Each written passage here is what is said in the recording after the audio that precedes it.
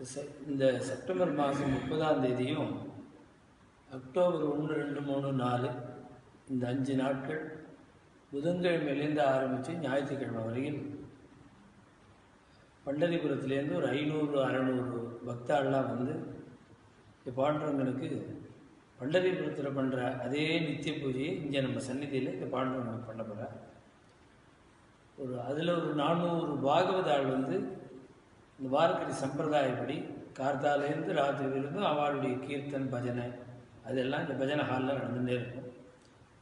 சுவாமிக்கு கார்த்தால 4:30 மணிக்கு காக்கடை ஆரத்தி ஆரம்பம்.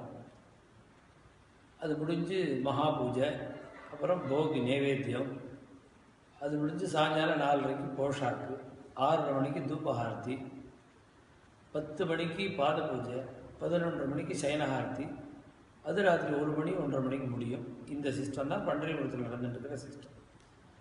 அதே மாதிரி அதே பூஜைகளை இங்கே வந்து அங்கே பூஜை பண்ணுறவாளே வந்து பண்ண போகிறா.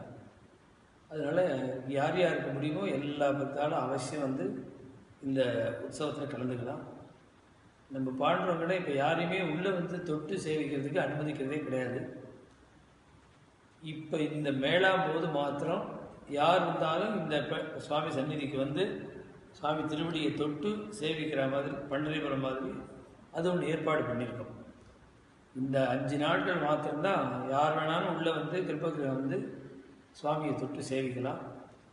அதனால் யாருக்கெல்லாம் முடியுமோ எல்லா பக்தாலும் இந்த ஒரு வாய்ப்பை மிஸ் பண்ணாமல் அவசியம் வந்து பாண்டவனுடைய கிருபைக்கு பார்த்துருவாங்க.